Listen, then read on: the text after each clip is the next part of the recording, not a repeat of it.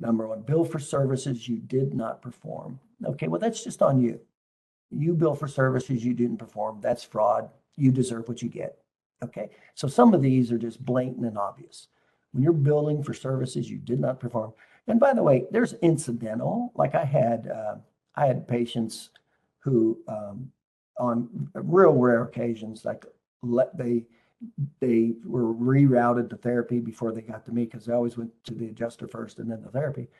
And on a seldom occasion, they went to therapy, and they were just checked. They were getting their therapies. It was those services were checked for the day, and the chiropractic adjustment was checked for the day.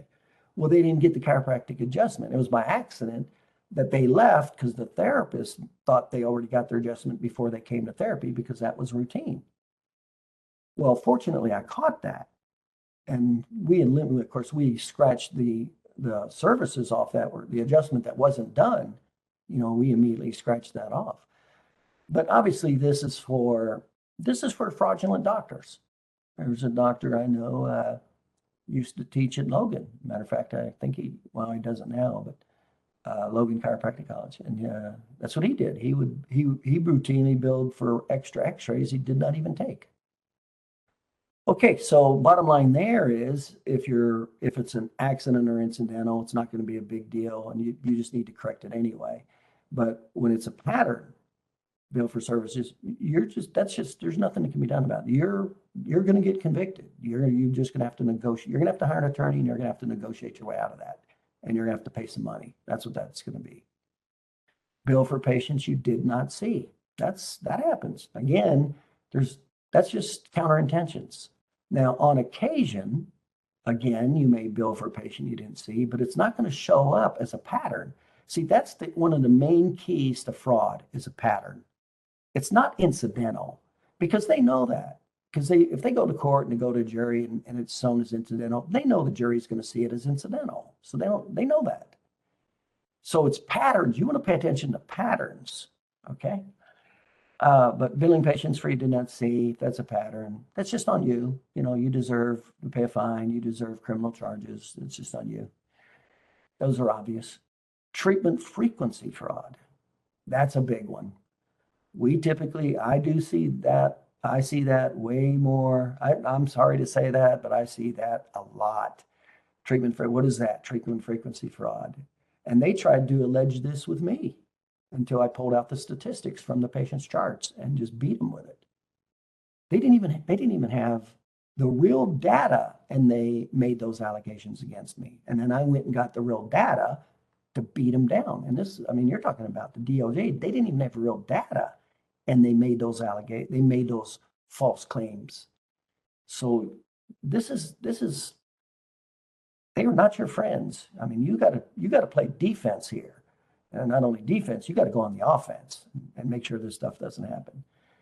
So what is treatment frequency fraud? Well, it's real easy. It's real easiest to show treatment frequency fraud. We just pull up your records, and then we'll just look at the patients that are personal injury patients with insurance, and we'll look at the treatment frequency for them versus your cash patients or your major medical patients.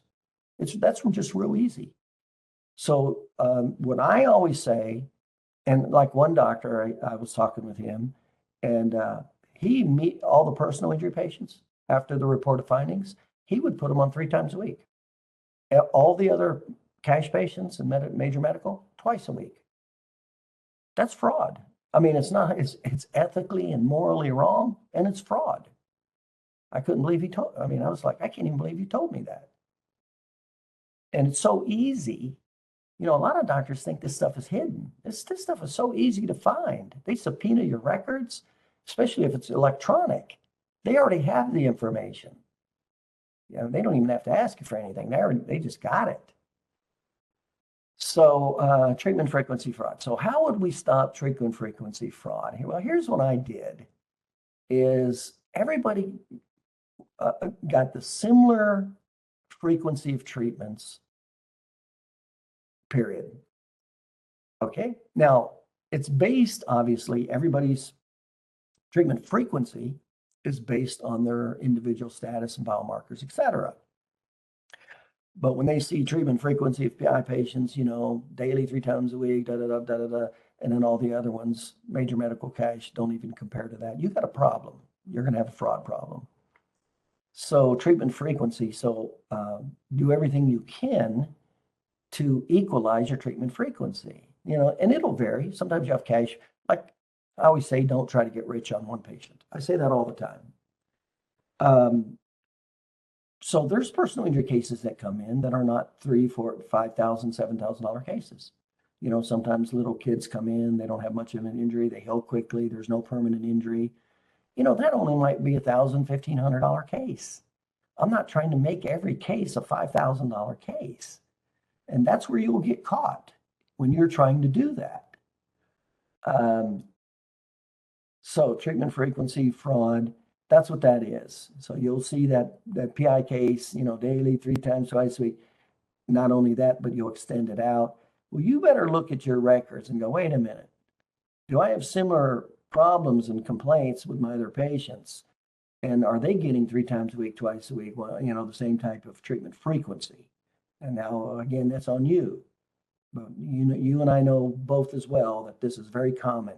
If it's a personal injury patient, everything goes to the hilt. And then that's when you're in trouble.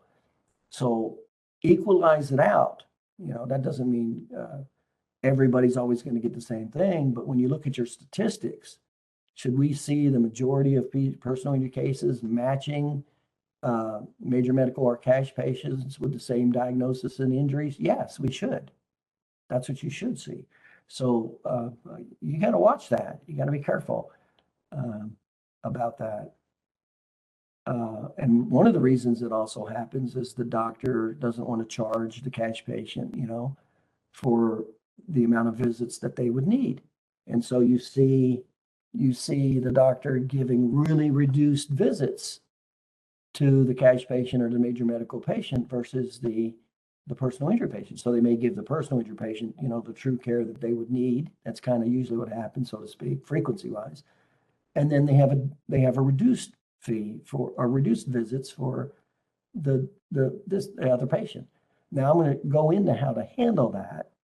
And one of the things we're going to go into is the difference with using, because remember, you can't do fee splitting in healthcare. You can't charge one type of people one fee, and then in other words, you can't charge for the same insurance code one fee for a personal injury patient and then a separate fee for a cash patient. You can't do that. That's fee splitting. That's illegal. So how can you treat the patients the same? And that stops a lot of fraud. And we're going to go into that in detail. And that's called how to use hardship agreements versus time of service agreements. And that's what you really need to be aware of, is how to use those, because that'll prevent a lot of fraud. And I'm going to go into that in just a second.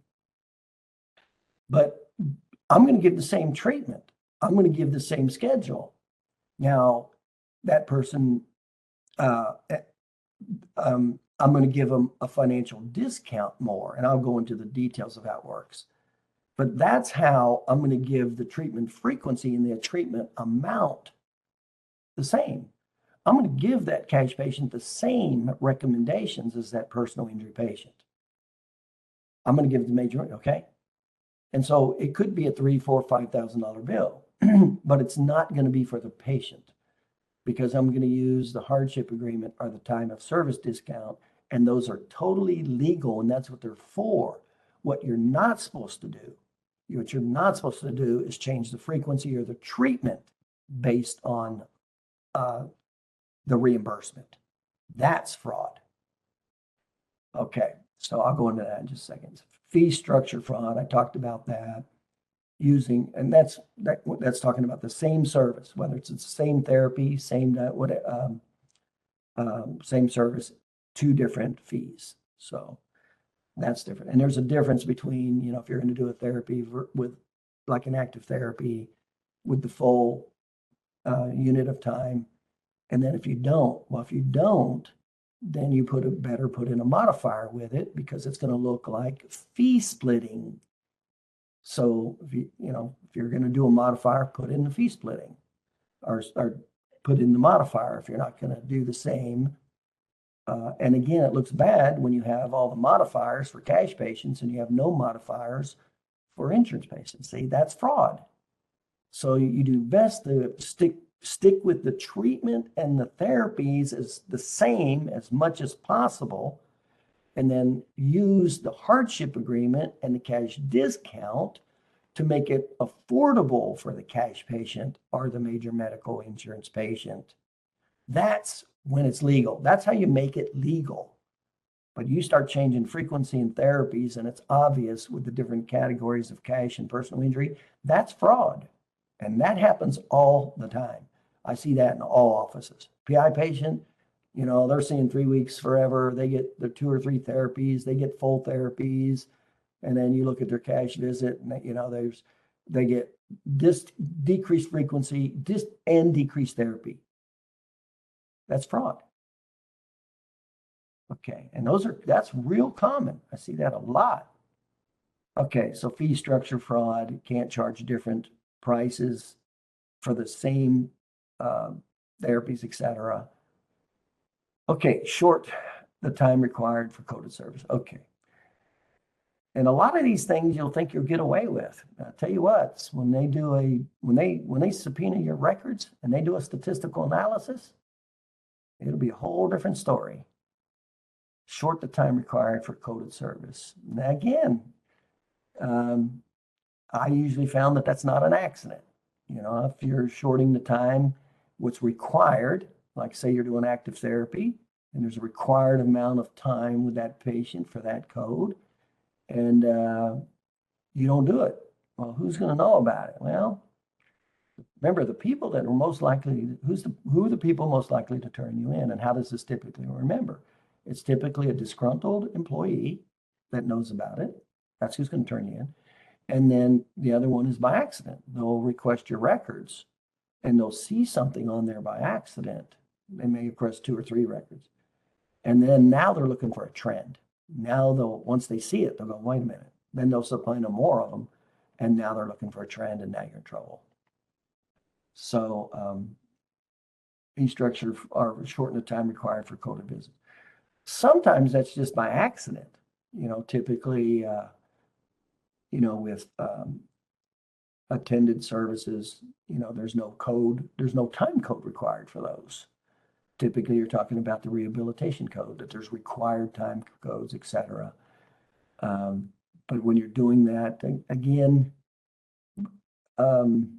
this is really an interesting topic because there's so many angles to it.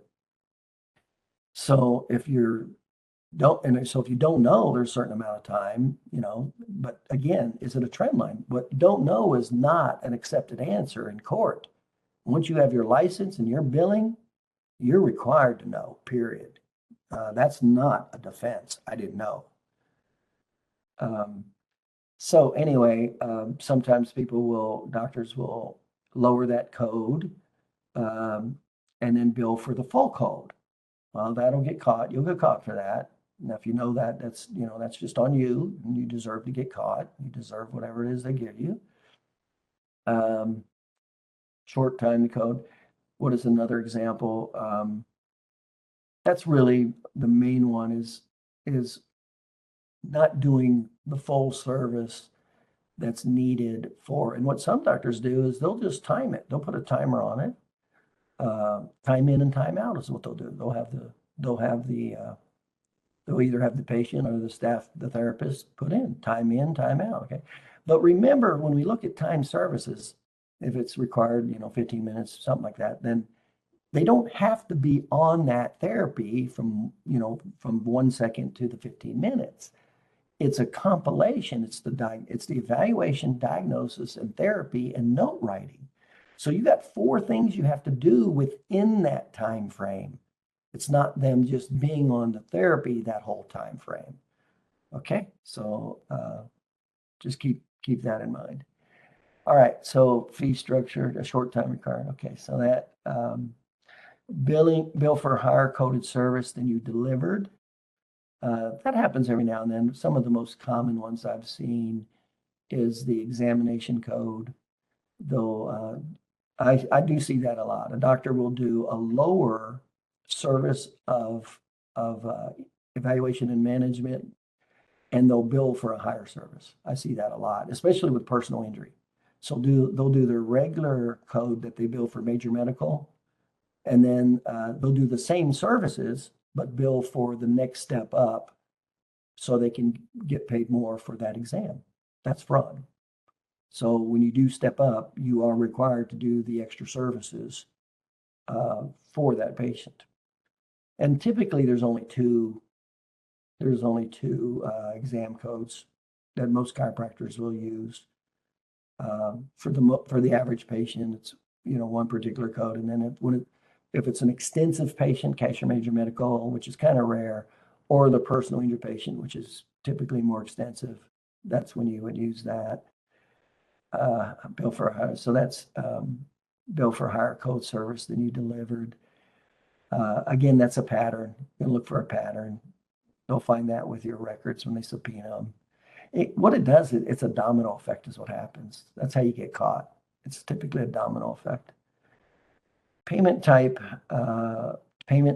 preference fraud. I was accused of that too. And they charged me with it without even having the statistics or the reality. And when they said that, I couldn't believe it. I just went down to the files and I pulled out a sample file and I did the statistics and showed them how they were wrong. We're talking about the United States Department of Justice making false allegations. They didn't even have the data and they made the false fraud claim. It blew my mind. I'm like, I can't believe. Well, now I know why. The name of the game is to get you. That's how they get their raises and go into bigger houses. So bill for higher code. Let's see, payment type. Now, payment type. So what is that? That's when you're giving all the personal injury patients payment type because it's personal injury. You're giving them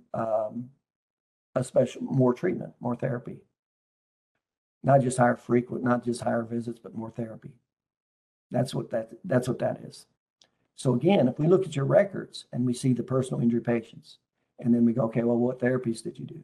And there's 2 therapies and 3 therapies, and there's maybe 2 passive therapies, 2 a modifier and a attended therapy, and then you go to all the cash patients, and there's like no therapies or 1 therapy. That's fraud. You're in trouble, and it's easy to find. That's payment type fraud. In other words, and again, it just kind of shows itself. Does it have to be exactly correct? No. But should it all pretty much fall in a line, whether it was a cash patient or a PI, should it all, should you have the same amount of PI patients that get released early because they're young and they don't have as many problems as cash patients? Yes.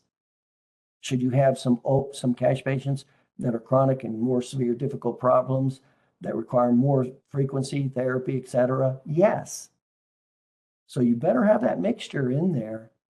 It better not be real clear black and white, or that's fraud. Again, it's a pattern.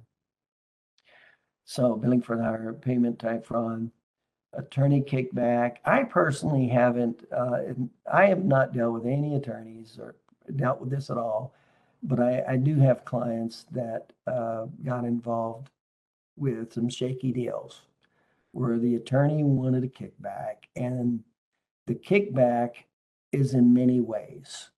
It's gifts, it's vacations, so it might not be directly. And obviously, I'm not talking about just writing the attorney a check. You send me a case, I'll give you $500. That's not what I'm talking about. It might be cash under the table, or and a lot of times that's an easy way to do it without there being a record. Of course, there's going to be a record if there's gifts because you have to buy the gifts. But in any profession, there's always a black mark. There's always shysters in every profession. So are there going to be attorney kickbacks? Yeah, there's going to be. And are there going to be some ways to try to avoid it? Yeah. There was a big attorney kickback here in South Florida scheme with a company that was trying to, it was actually a group company, and they were trying to skirt the law by going through different LLCs and corporations where the attorneys were actually part owners of the medical facilities that they were getting paid. So they were referring their clients to the medical facilities that they were indirectly, but they had to chase down all the different names. You know, they had one LLC and then another and then another and a shell. And so you had to go through, well, they did. They went through all of them and charged them. That's what they did. So that's just bad news. I mean, that's just real bad news, attorney kickbacks. The value, remember the value you should be giving. And I've never had an attorney ask me for a kickback. The value is what you do. Usually the kickbacks are for the doctors who don't know how to create value. That's usually what it is. Doctors who don't know documentation, high sensitivity, high relevancy, don't know how to do narrative reports, trial testimony, all that. That's typically who does that. I had one client. I mean, I've had a few clients that started making money and they got carried away. And one guy, he was doing that with referrals, and he lost his license in that state. And he had criminal charges filed against him. So, and then, you know, the other thing is, let's say even you do give cash, right, where you really can't trace it. What happens when that attorney wants to turn on you? What happens then? I mean, everything's going to go bad real fast with that. That's just a total bad deal, even if you're trying to hide the kickbacks. But that is a real bad deal. Fortunately, you don't even have to get in that game. You know, it's such a small percentage of personal injury. All you got to do is be good. That's all you got to do. You just be good. Be able to do the sales presentation, show them you're good, and then be good. That's all you got to do, because there's too many good, normal attorneys that don't want to fool with that. They don't want to put their license on the line with that kind of stuff. That's who I deal with. I've never dealt with any of that stuff. Okay, paying for referrals, changing records after the fact. That's a real no-no. And now you can, with a forensic scientist, not forensic, like with a forensic accountant, that is easily found. Now you can go in there and find when they changed the records. I mean, look at Elon Musk. He just went back in there and found all this stuff from Twitter and all the junk they were doing. And here it is. It's all there. Once it's in digital form, it's there. I don't know if you know it, but even when you erase it, it's still there. I mean, when they use these scrubbers, all they're doing is just erasing it more and more times. Well, it just needs to be more sophisticated software to peel it like an onion. That's what they did with Hillary Clinton's emails too. She used bleach bit. So what did they do? Well, all that did is it just went through many rounds of erasing the digital. Well, they just have more sophisticated software that uncovered all those rounds that her bleach bit covered. And so that's how they caught her with a crime, and then they decided not to charge her with it. So, okay, so that is changing records after the fact. So it doesn't matter if it's digital. And the same thing if it's PIN. Now, what you can do is if you go in and change a record, and what a lot of doctors do is they'll do notes after the fact, and they'll put they'll put the original date in, and then they'll come in on a Saturday or 2 weeks later, and do the notes. You can't do that. Digital, it's going to be easy to see what you did. And if you have paper, what you want to do to make it legal is write the date down when you changed it. In other words, acknowledge you changed it and write the date down, and then just and then your reason for changing it. That's it. But that's how you stop that fraud. So acknowledge a different time that you added it versus what you did or changed it. Because what happens, I'll give you a story with that too. A doctor did not have all his documentation support, mainly the 2 evaluation management codes for all the visits. Well, the insurance company asked for all that money back. So and it was over $100,000. So and they'll get it. Now that's civil. And so they'll just keep from paying you until they get their money back through services. But when it gets that big, they turn it over to the DOJ and now it becomes criminal when they see it's a pattern. So anyway, that's what happened with him. And then he tried to go back in there and change the information. And that was real bad. That was not a good scene. So, and he had all of these to go back. So, he's just showing fraud. He's just going back, committing fraud, going back, because this was over a few years. The $100,000 was with one insurance company over a few years. So here he is trying to go back to all the notes and write in. And he was foolish enough to even try to write in the original date. This was before computers. And he was even foolish enough to try to go back 1 year, 2 years and write in the date of that. And the best that he could have done is went back in and wrote the notes and added it based on memory, put the correct date, and then put on there based on my memory. That would have been the legal way of doing it. Not that he still wouldn't have had to pay, because that would have just been a civil suit. But anyway, having said that, paying for referrals, changing records, we talked about that. Not document the SOAP notes each visit. Remember, the SOAP note is what establishes the need for care. It's federal guidelines of Medicare, Medicaid, and everybody uses federal guidelines. So make sure you're, and I'll do a separate webinar on the basics of SOAP notes. But we talked about the two main problems is if you don't do them at all, number one, that's a big problem. But that's not typically the problem I see. It's that you didn't do the evaluation management codes. And usually that's from ignorance. It's that's just from ignorance. The doctor didn't even know it. But remember, you're still guilty. Not documenting two evaluation and management codes, that's what that is with the SOAP note. So that, again, that's just doing it. Paying them personally for their transportation. We talked about that. Now you just put it on Uber. Just create a business Uber account and then put it on there. And then that's legitimate billing for the patient and their transportation to get to your office.